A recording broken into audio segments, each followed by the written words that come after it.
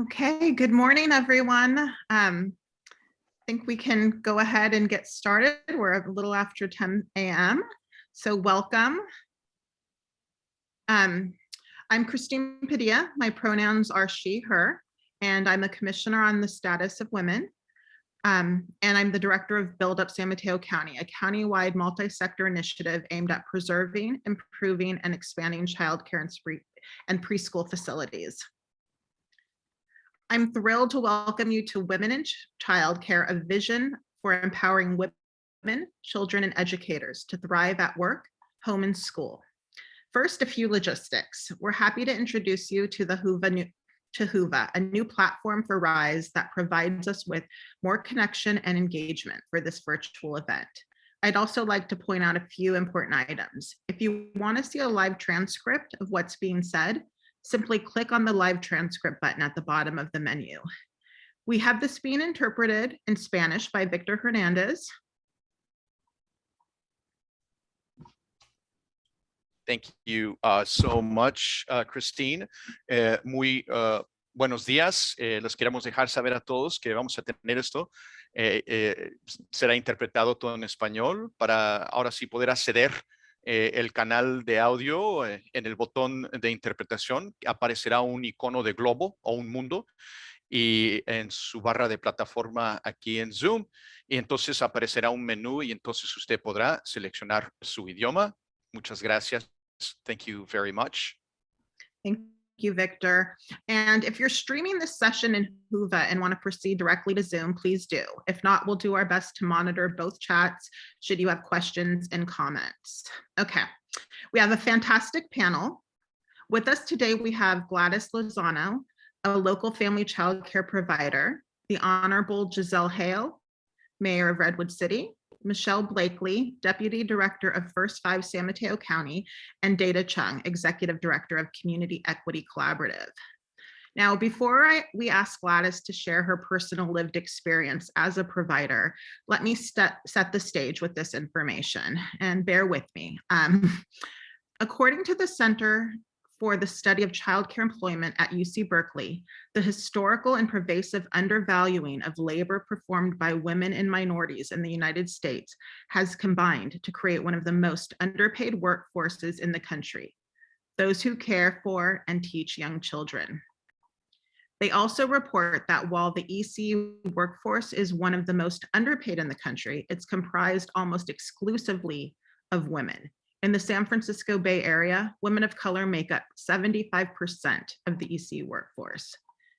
Wage justice for ECU workers will advance both racial and gender justice. And sadly, though not surprisingly, COVID-19 has both revealed and exacerbated these years of chronic underfunding in our childcare infrastructure. There were nearly 10 million mothers of young children in the labor force in 2019. Since the pandemic, 3 million women nationwide have left the workforce due to childcare shortages. That's almost 2% of all American women. That brought women's participation in the workforce to a 33-year low and left 40% of businesses unable to fill vacancies. This pandemic has been hard on everyone, but women have borne the brunt of so many of these challenges. Now let me welcome Gladys Lozano, a FCC provider who will share her experience. Gladys, as an early childcare provider, what has your experience been running your own family childcare home? Can you talk about the last few years dealing with the pandemic?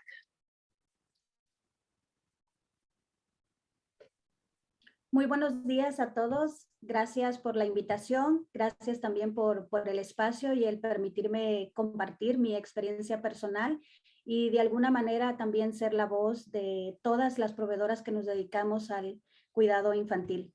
So good morning. Thank you for everybody for this time, and thank you for giving me this space to share my particular experience and to be that voice for all of providers. Con respecto a la pregunta que ustedes me han hecho, realmente desde que era muy pequeña tenía muy clara mi visión y lo que quería hacer en la vida. 4 pasiones. ¿4 qué, perdón? Pasiones. Pasiones. Sí, es como Ah, decir las 4 got it. cosas que más Yeah. me gustaría Sí, hacer. ya entendí, gracias. So in respect to the question, I think that since I was little, I've had a very clear vision of, what my 4 passions are, things that I really like to do. Y bueno, una de ellas en el enfoque de lo que hoy estamos compartiendo y ustedes me están permitiendo compartir es el cuidado infantil. Fui una persona resiliente y ante ello pensé que era lo más importante que podría hacer en la vida y prepararme en lo que era la educación temprana.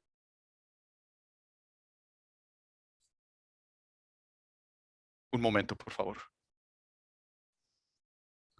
So, and the number one thing is what we're going to really focus on today, and that is, the child care. And I consider myself a really resilient person, and I think that it's was very important to me to really kind of prepare myself for what's early childhood development, child care. Pienso que la educación temprana es la base de lo que nosotros podemos hacer como adultos en el futuro e incorporarnos a la sociedad. Y si tenemos una buena preparación desde que somos niños, ayudamos a que las mujeres puedan estar en un buen entorno, ya sea familiar, laboral y educativo. Eso ayuda a nuestros hijos a que el día de mañana sean mejores. Gladys, le podría, Más disculpe por lento. la molestia, me podría Más dar lento. un poco más lento y a lo mejor los trozos un poco más cortos y manejables. De esta manera, todo mundo puede escuchar lo que usted tenga que decir. Gladys, I'm wondering if you would please, if it's not too much to ask, to maybe take it at a slower pace and maybe keep the information a little bit more manageable, because this is so important, and that way everybody can really hear what you have to say. ¿De acuerdo?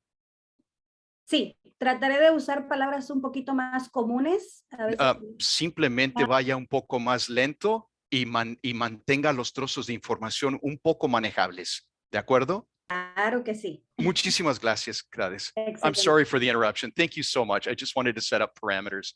Thank you. Adelante, por favor.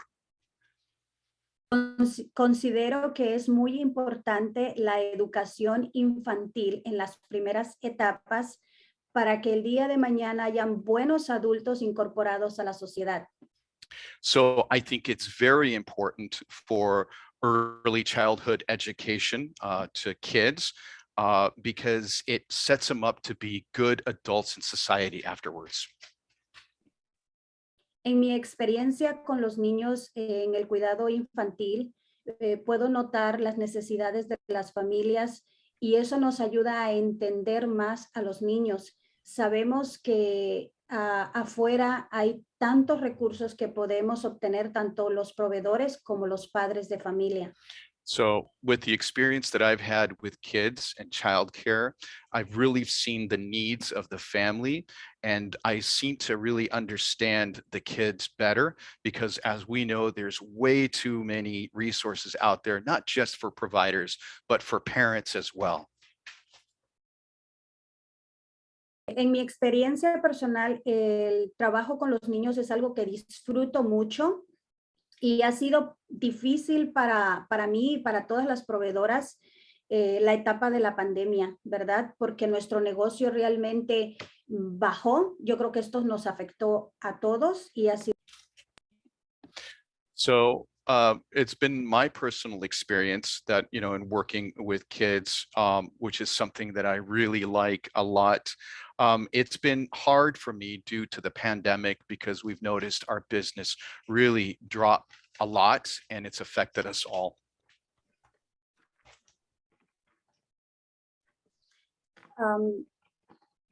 Siento que los niños ahora en esta nueva etapa en la que hemos vivido la pandemia, estamos experimentando nuevas situaciones con las que nosotros tenemos que trabajar con ellos.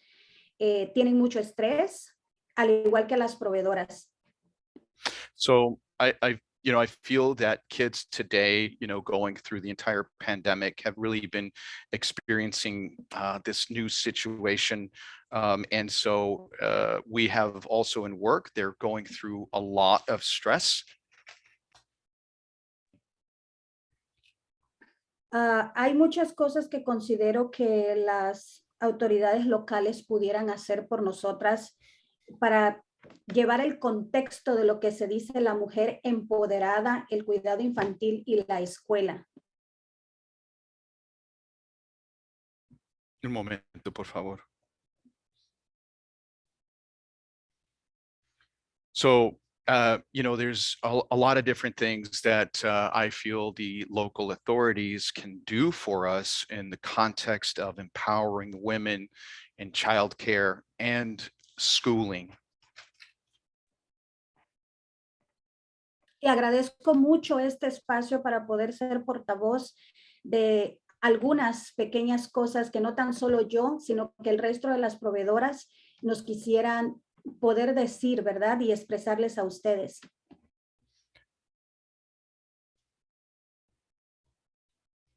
So thank you very much for the space to be like the spokesperson for these little things that we are all. ¿Podría repetir esa última parte, señora, por favor? El espacio de poder, que agradezco el espacio que nos brindan para poder expresar lo que las proveedoras necesitamos para hacer mejor el cuidado infantil. Tal vez así es más fácil. Yeah, thank you. Muchas gracias. So thank you for the space here to be able to express what providers really need. Yo tengo aquí unas pequeñas listas que me gustaría poderles compartir con mucho respeto y con mucho cariño al espacio que me están brindando. Y una de ellas es de... So thank you. I have a few lists here to share, of course, with all due respect and love, you know, and you providing this space for me. Bueno, realmente son muchas, ¿verdad? Las necesidades que enfrentamos día a día todas las mujeres y toda la sociedad, ¿verdad? So really, there's, you know, too many day-to-day needs that we all kind of confront, you know, the women and the society at large. Una de ellas son, y bueno, voy a leer todas básicamente. La primera es la preocupación que nosotros tenemos ante la creación de nuevos programas en el cual nosotras estamos considerando que podíamos llegar a quedarnos sin empleo con respecto al cuidado infantil.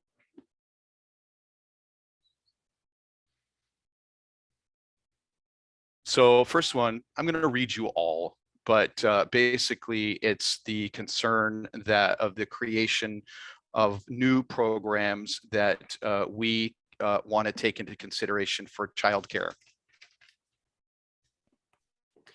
Se ha escuchado o hemos visto noticias en el cual el gobierno está considerando hacer preescolares accesibles, que eso es excelente para la comunidad y el desarrollo infantil, pero nos pone a las proveedoras en el hilo de podernos quedar sin empleo.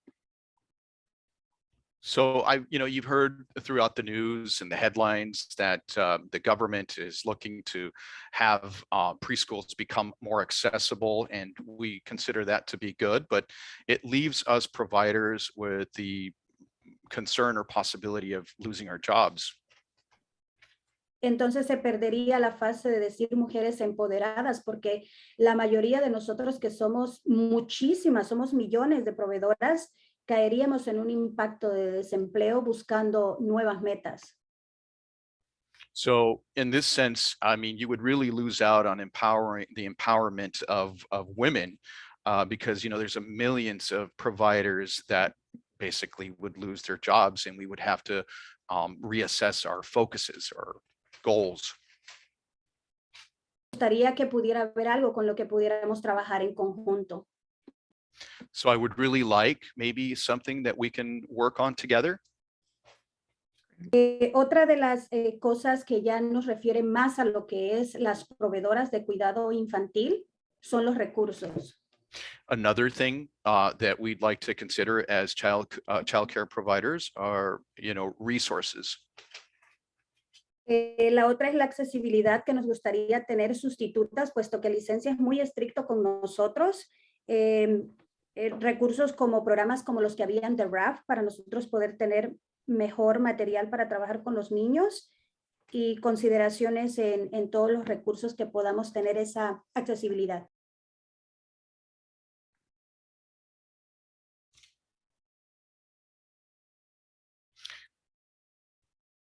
So, accessibility to maybe other substitutes to fill in, because, the licensure, the licensing has been very strict. Resources like better materials in order to teach kids, and access to other resources as well. Serían muchas que me gustaría poder expresar, pero creo que ha sido un privilegio para mí este gran espacio que he tenido y con lo que he podido compartir de nuestras necesidades. Muchísimas gracias. So, there's way too many to mention, but, it has been a privilege for me to have this space to express myself. So I just want to say thank you very much. Oh, thank you so much, Gladys. Gladys, this is her first time on a panel and sharing her experience. And so we hope that you continue to do so and advocate for yourself and for the childcare field. So we will be calling on you and talking more with you. Gladys had mentioned to me in a prior conversation that her attendance rate had dropped by 50% during the pandemic. So that, that's a lot when that's your livelihood. And I think that's very common for a lot of childcare providers. And one thing Gladys had mentioned to me that happens to her, and especially in the Latinx community, is that people are hearing her, but are they really listening? And she was telling me about that quote, you're hearing me, but you're not listening.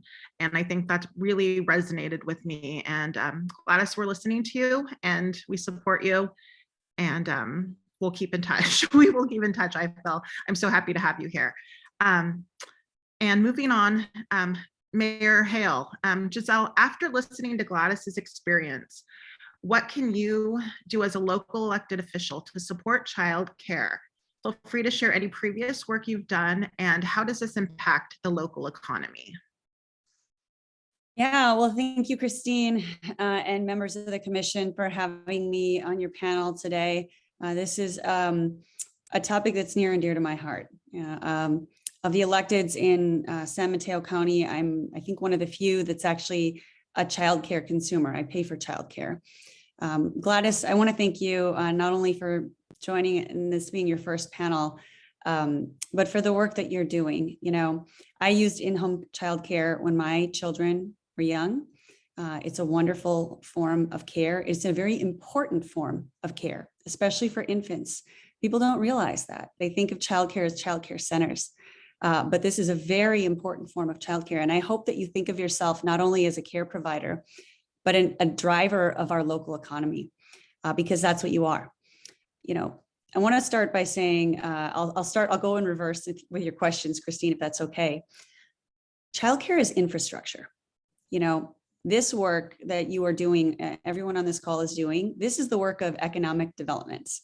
I think we sometimes think of childcare as being squishy and soft. But this is actually the work of getting people to work. We celebrate when we open a bridge or a road, we do a ribbon cutting, people cheer because they know it's going to help get people to work. Right now, we have the lowest rate, and Christine mentioned this, of women's workforce participation in 33 years. If we think about traffic is delaying people get to work, we need to adopt the same mindset about the hurdle that families and especially women face with the lack of childcare, what that creates. And I talk to small business owners all the time who are struggling to hire. So this is absolutely an issue that relates to our local economy. It's also a fiscal responsibility issue. There is this statistic that I've heard many times that was hard to believe. It's that $1 in early childhood education funding saves us collectively as taxpayers $17 later. And I have to tell you, I always struggled to believe in that number.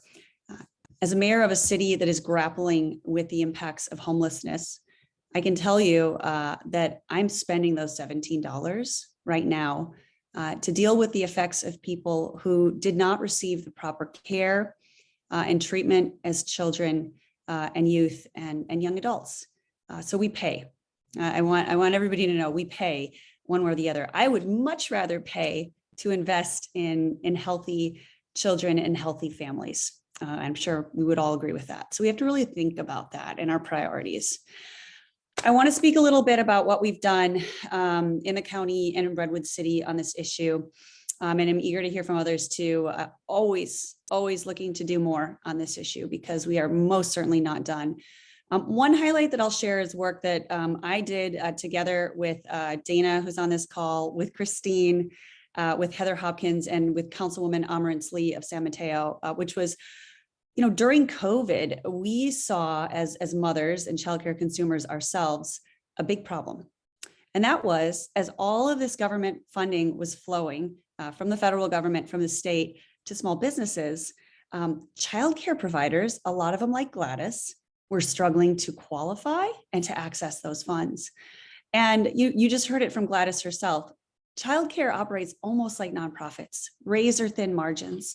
These are not businesses that keep a lot of cash on hand. And so we knew from years of working on this issue that we were about to face a really big problem. We already faced shortages in childcare in our county, and we were about to potentially lose more. And so rather than wait for somebody else to show up, we took it upon ourselves to work on a solution. And together we built the San Mateo County COVID Childcare Relief Fund. We built a business case to show how impacted these businesses would be and how it would create a downfall for local workers, for families, and for the economy. And we took that to the Board of Supervisors. And over the course of advocating with both local government in the county and with businesses, we raised $5 million in public and private funds. And we used that money to keep 300 childcare providers in this county alive during COVID, to give them the support that they needed to sustain. And of course, that kept thousands of children safe and thousands of individuals working. So very important to the economy. And yet we know it's not enough. Childcare is now, if you look at a family's budget in our area, for the average family, more than rent. And we know housing is an exorbitant cost right now. So we know that there's more to do. A few things that we've been doing in Redwood City. One is a lot of cities collect an impact fee for childcare. And that sounds good, right? You're asking developers, hey, if you come to town, we want you to give us money that we'll use to make childcare. Well, the problem is it can take a really long time for that pool of money to become significant enough that you can really do anything with it meaningfully to create additional childcare. And what we said is we want childcare now. We don't want to wait. So rather than waiting for those funds to pile up, instead we said to developers, don't give us your money, give us the childcare, build us the childcare. So a recent example is a project that we actually engaged Christine and Build Up on, which is a Gray Star project that's being built right now in Redwood City. And one of the benefits of the project was that they included the build out of a childcare facility. I want to say it's about 70 to 80 seats of care. And not only are they doing the build out, they're subsidizing it. So they're offering the space, which is perfectly built for a childcare. It's not a retrofit, perfectly built for a childcare. I want to say it's like $1 a month or a year. Christine, do you have the exact figure on that? The lease rate? It's free. It's free, even better, Free rent. not $1. So it's free. And so what that means is not only will the childcare be available, but it will be affordable. And so there'll be a nonprofit provider overseeing that program. And I think it's for 15 years. So they'll have plenty of time to build up a fund to then subsidize additional care. So those are the types of innovative solutions we're looking to provide as we know we already have to build housing. We're required to by law, and we want to do our part. So we look at ways that we can include childcare into those developments and make it more accessible and more affordable. The second thing we did is we passed ordinances that make childcare by right. So for example, businesses like Gladys's in-home businesses previously would have had to receive neighborhood sign off to get started. And what if your neighbor doesn't like the sound of screaming children or laughing children or crying children? They could stop that. They could block that childcare from opening up. Well, you can't do that anymore in Redwood City. I'm very proud of that. And so we need more places that can be zoned for childcare, simply so that it opens up additional possibilities. We did the same thing with commercial zoning. You can no longer block childcare from being built in a property. And then lastly, make childcare easy to find. I'm sure many of you are also belong to many parents groups in your communities. And I think the number one question on a parents group is always, I need to find childcare, right? So we created and a predecessor, a woman who retired in our city, who is a phenomenal resource, created a childcare locator. And it's on the Redwood City website. If you search Redwood City and childcare locator, you'll find it right away. And we try to keep that as up to date as possible, not only to help the families, but to help the businesses. It is very ironic that we face such a shortage of childcare. And yet we hear stories all the time like Gladys's, where because of COVID, there were capacity issues. And of course, that made it really hard for these businesses to continue to operate. So those are a few of the things we've done. I just want to impart a message that the cost of doing nothing is not zero. We pay. We're going to pay for this as a society. So we need support, though, to make an impact from all levels of government. This is not something local government can solve on its own. And I think Gladys made a really good point about some of the state bills that are coming that are exciting, but could impact our providers, could even impact children. I've seen studies that when embedding early childhood education into schools, there can be some adverse outcomes because of the knowledge a provider like Gladys has. You're dealing with a young child. This is not a student in elementary school. And there's a bridge to gap developmentally there, or a gap to cross to bridge. So we have to have that nuance. Wages absolutely have to be a part of the conversation, and development has to be a part of the conversation. And I'm excited to partner with others on this call and to learn from you all as well. Thank you for having me. Thank you so much, Giselle. I love that. The cost of doing nothing is not zero. And we have to scream that because we will see those costs greatly in the future. But thank you so much for being such a leader and really getting to work in Redwood City. Redwood City is one of our leading cities on this issue. And so it's amazing to have you there as mayor. And Michelle Blakely, welcome, Deputy Director of First Five San Mateo County, who is a huge leader in the EC field. Michelle, those being impacted the most are women of color and children from under-resourced communities. Can you talk about how the childcare field is connected to equity and economic justice? Sure. Thank you, Christine, for the question. Thank you, Gladys and Mayor Hale, for your wonderful comments. There's so much swirling in my mind and what I want to talk about this morning, and I know we have a short period of time, but I am speaking as a woman of color. I am African-American, a woman of many generations of strong working women in education and healthcare as domestics, as well as historical slavery. And I'm coming as a career professional, being direct service in early education programs. I've worked in private philanthropy, I've worked in nonprofits, I've worked for Head Start programs and in public.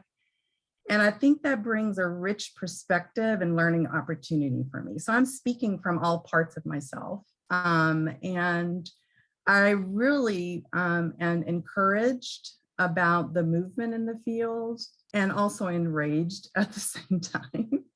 I've been involved in this work for many decades. And so it's just really critical that we have this conversation.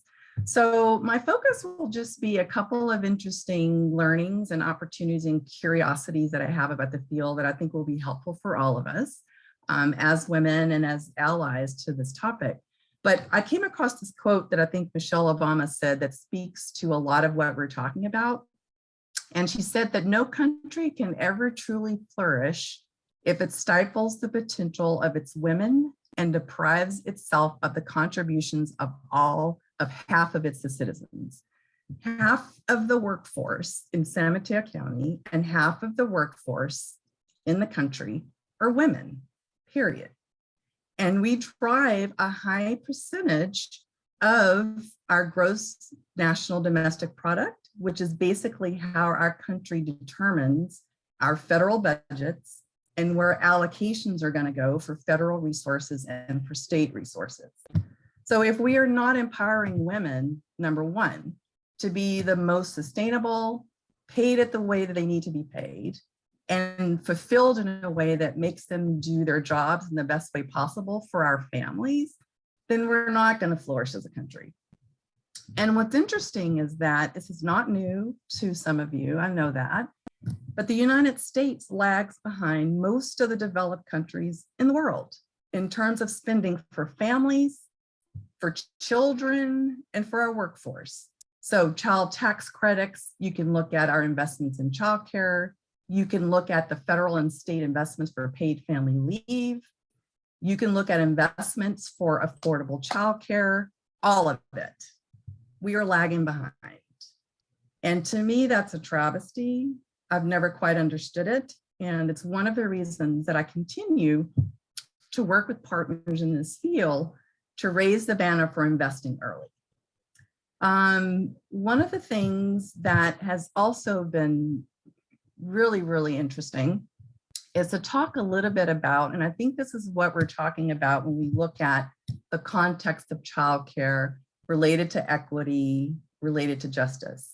And it's a term that you've heard before, but I just want to reiterate where it comes from. It's coined by a young advocate named Kimberly Crenshaw. And you can find her on YouTube. The Opportunity Agenda has a great article about our work, but she talks about intersectionality. So what that means is when you're advocating or thinking problem solving or want to create voice for change, you have to look at the multiple factors that contribute to this conversation. So yes, we're talking about the childcare industry. All of them, majority, are women, and they're women of color, or they may be women of immigrants, and they are raising their family, and they need to have a sustainable wage. So you have to look at all of those cross-secting conversations and experiences to really have deep meaning around how do you make change in these areas. So intersectionality is really important. And I think in the last decade, and certainly in the last couple of years, we're raising the banner to look at that more deeply. And you have to look at the lived experiences of everybody. You know, I'm speaking to you as a person who working for a public funder of programs. I have both the responsibility to advocate for change and work within a way to change what may not be working best within the systems I'm investing in. So that's an example of intersectionality. And I think leaders, both locally and across the nation and the state and the world, we have to look at our role in that. So how do we really include the voice, as Gladys mentioned, into these decisions that we make? So it's both intention and it's the impact that we make. So one of the things also, I'll just make a couple more points I think is really interesting. Christine mentioned the workforce report from the Center for the Study of Childcare Employment. Really excited to have that data. It's a statewide study that was funded and used with data from the Heising Simons Foundation, First Five California, Blue Shield, David and Sue Packard, and on and on. And it's going to echo a lot of what we talked about today. And it's also going to echo a lot about the experiences of our family childcare provider business owners and our teachers here in our county locally. We're putting out our next workforce study for San Mateo County. Our community will be ready in the fall. But one of the providers in this report said, we feel like the forgotten ones. And when I read that, that was very touching for me, because as you know, as women, we are the caretakers for our families, period. You could look at the research across the world. Women take care of families, women take care of young children. And so it just really echoes the fact that we need to raise our commitment and go deeper and ask ourselves those deeper questions. How do we make change? and where can we make change, and we must. Some of the other statistics, Gladys, you mentioned that, and so do you, Mayor Hale. In this report, we've got lots of, family child care providers, which are business owners, taking on more debt. We have providers, both in center-based and FCC providers, qualifying for public assistance. Some of them, a third of them, but many others are not able to access any resources.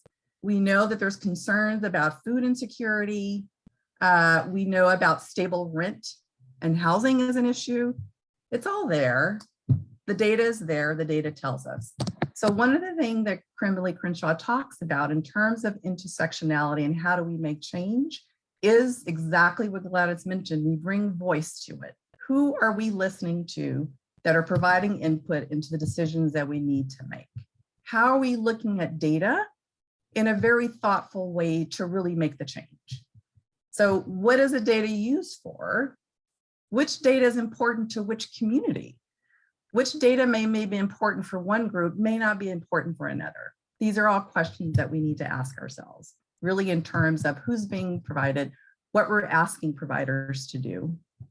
Not that any of this is easy, but I think it's really important for us to really take a look at that and ask ourselves that question. But to be really thought of as a forgotten one, just doesn't sit well with me as it should with you. I think in the field over the few decades that I've worked in it, I think we have some bright spots, and we've made some really great intentional standards and conversations to elevate the conversation. And I think we owe it to ourselves to really think about what are we putting in place? What are we thinking about the future with a more standpoint of equity and what that means, because it means different things for different people. And how do we really ensure that half of our workforce is getting paid the way that they need to? And the systems and the services that we provide for children and families are actually the ones that families need, families want, and really have the best outcomes that we need. So I just feel that it's an elevation of the public will, both locally and across our country, because it can't be solved alone locally, and it can't be solved by private philanthropy.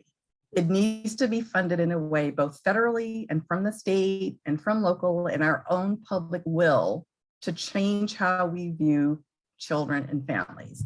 For me, that's my personal reflection on what needs to be done. And I guess get this question asked a lot, both as a funder and a strategist. What needs to change? Well, pretty simple. The money needs to flow in a different direction. I've been trying to think about what that means. And so I think those of us that are more on the ground and figuring these things out is we can make the recommendations. I don't think it's rocket science.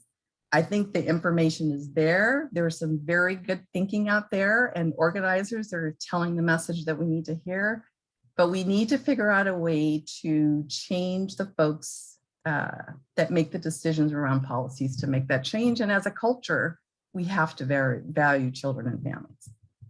So I think for me, that's my point. And I'm very much more interested also in solutions and rethinking and bettering the way that we've talked about and implemented program and supporting this. But it's really important for our culture to focus on women and young children. It just is.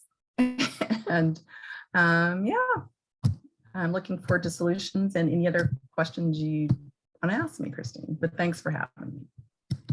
Thank you, Michelle. We're so lucky to have you in San Mateo County. I agree with everything you said. And yes, one thing Michelle and I have talked about before is we just need people in every room where decisions are being made, mentioning childcare. We cannot be the forgotten ones. Bring it up, raise your hand, give public comment, be advocates for us. So thank you, Michelle.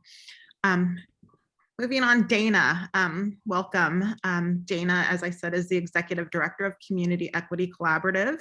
Dayna, what I wanted to ask you is if you could tell us about the ripple effects of women leaving the workforce and touch on the fact that workforce shortages occur in childcare too. If there are any historical or systemic issues that cut across sectors, including childcare, what are they? And to the original question, can you talk about the return on investment for supporting women in childcare?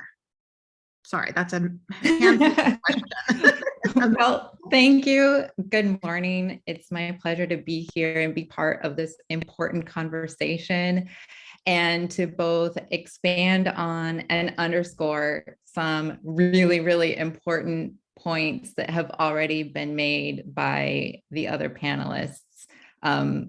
So I'll just go through some of the historical factors as well as the modern day consequences. And as you and as Michelle have already stated, wage justice is an essential ingredient to remedying not just years, generations of chronic underfunding in childcare that is rooted in racism and sexism. It is the legacy of slavery as well as the Jim Crow era, periods that were characterized by the exploitation of Black women's labor, including in caregiving roles, that have distinctly shaped the opportunities and the outcomes for women of color for decades.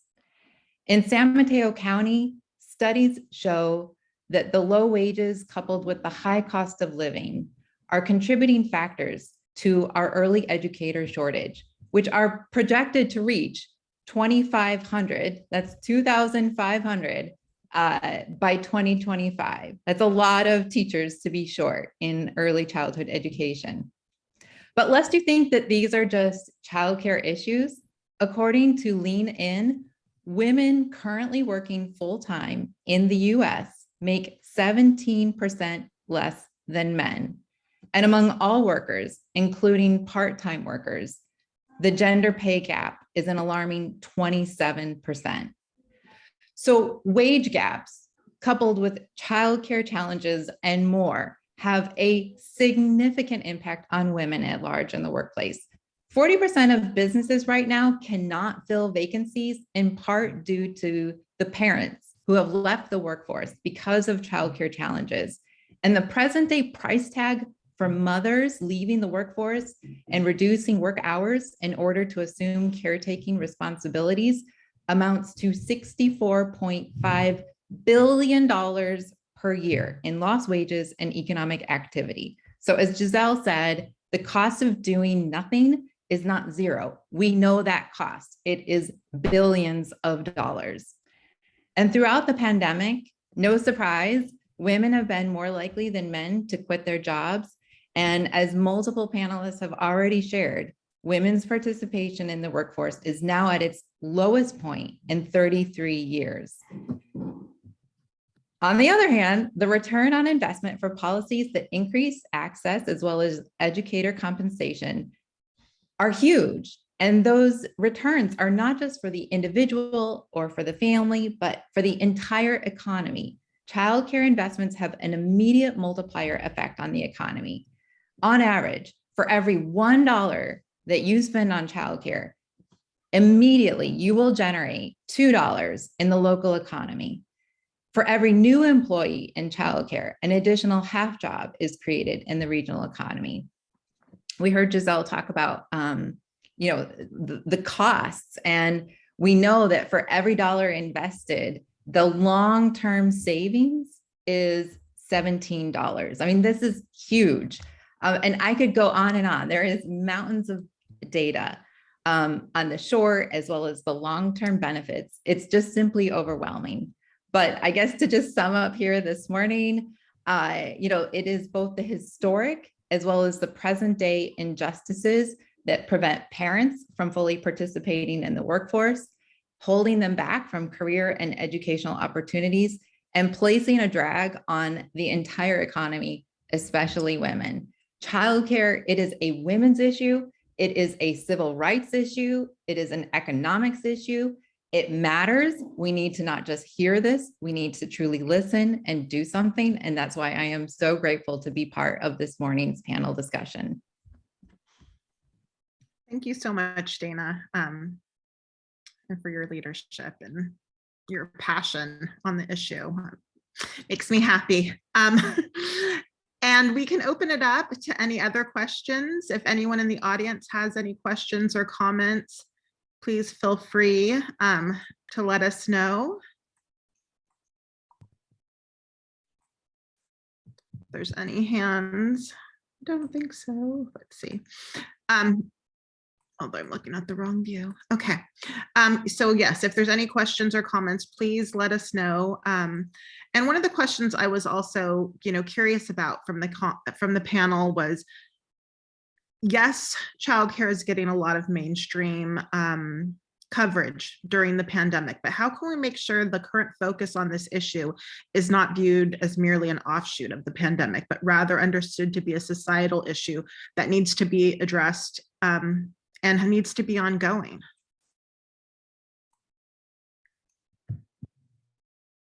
I'll go.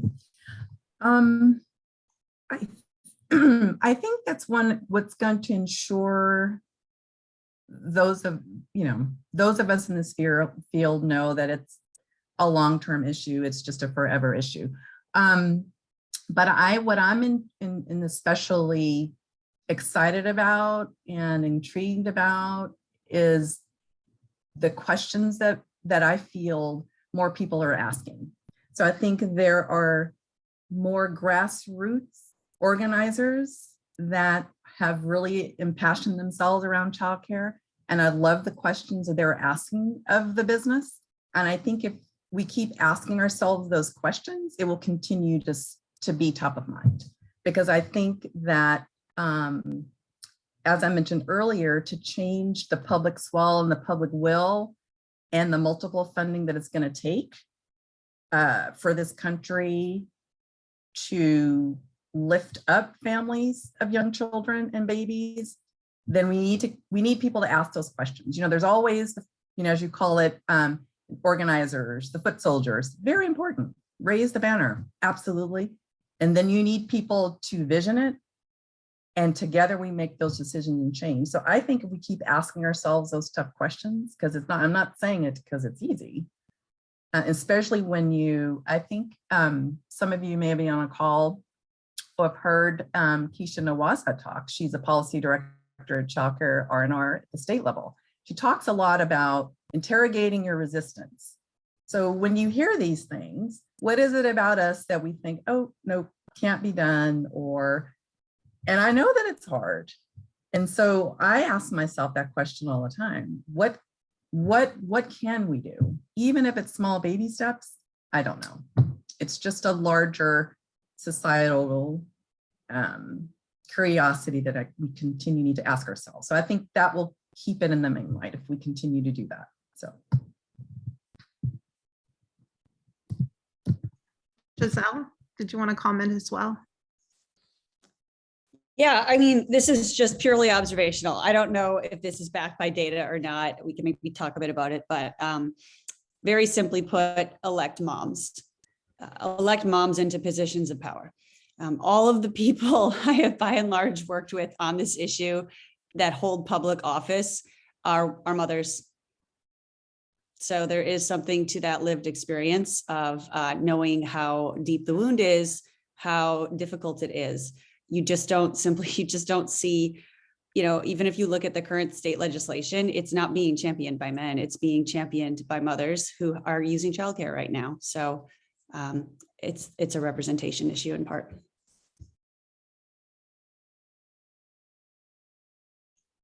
Yes, elect mothers, elect more women, 100%. And I would add godmothers and aunties. Yes. I'm not a mom, but I'm very much committed. And I think you're exactly right about the lived experience of moms. It's very important. Yeah, absolutely. Yes, we just need women in general leading the way, 100%. I have a question from Anne Gerard are there any resources in the county similar to Redwood City's online care list?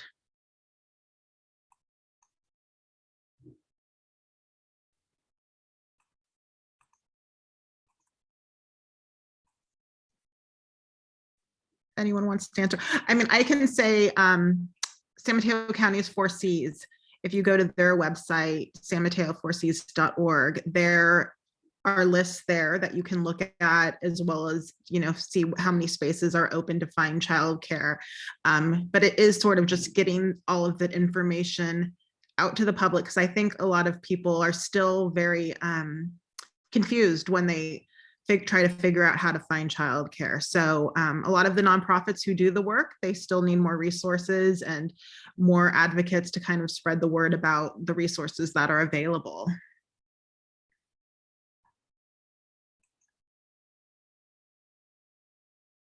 Do we have any other questions or comments in the audience?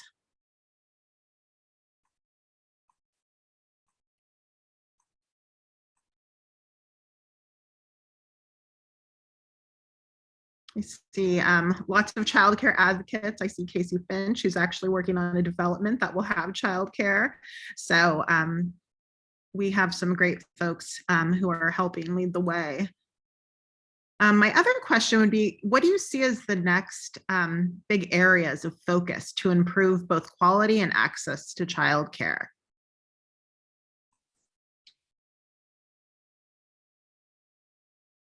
Michelle?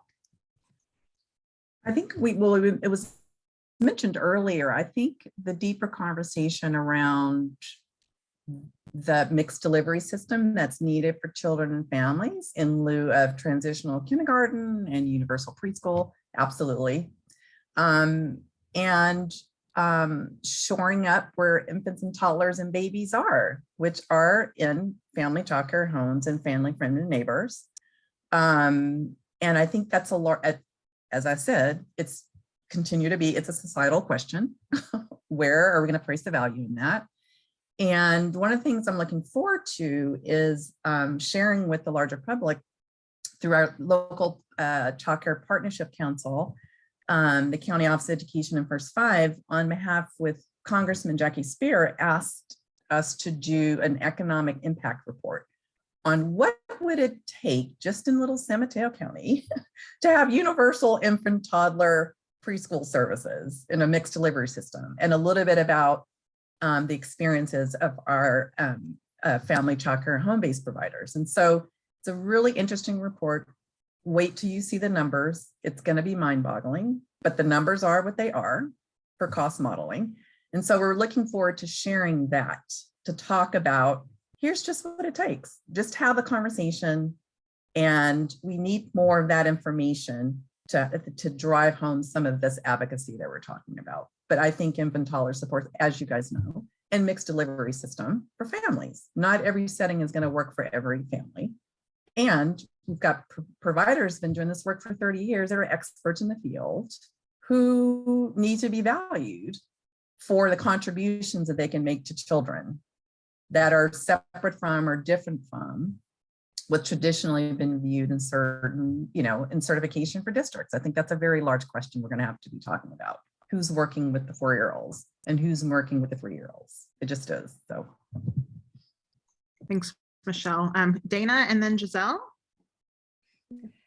Yeah, I was just going to share something that my friend Ted Lempert has said before, which is that especially when advocating for something like childcare, we need to get better at saying both thank you and here's what else we need. Because yes, we are doing some things in California like TK, but as some of the panelists have already alluded to, there are some real issues there and opportunities for making sure that we think about how we continue to take care of infant toddler providers, what mixed delivery systems might look like.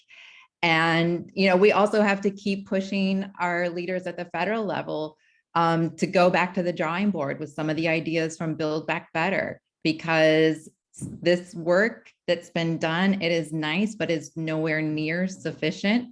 And if we want to remedy some of those historical factors we were discussing earlier, we really, really need to make significant investments. And so I think that just being very candid about that and speaking openly. And lastly, I would just say that it is such a pleasure to be part of this panel, to see so many other women who are showing up for this conversation. If I may, just for the childcare providers who have been in the trenches throughout the pandemic, they were working when so much else of our economy was closed, so that other, nurses and doctors and folks in grocery stores could show up for work. they are exhausted.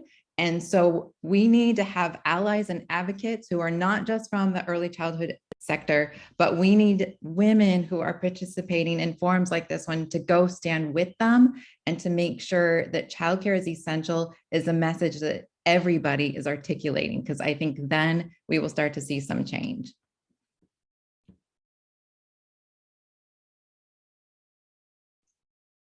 Thank you, Dayna. Giselle, would Yeah, I just to Michelle's point about the price tag, again, everything is contextual, right? Congress just approved over $1 trillion, and I'm probably underestimating it, more than $1 trillion in infrastructure improvements, which is great. We need that for our economy, and it's going to put a lot of people to work. Those jobs will by and large go to men. And if we invest in the infrastructure of childcare, not only are we investing in our children and our future tax base, but we're investing in putting women to work. So it is all relative. And if we create that mind shift, those numbers, they provide something back to our economy.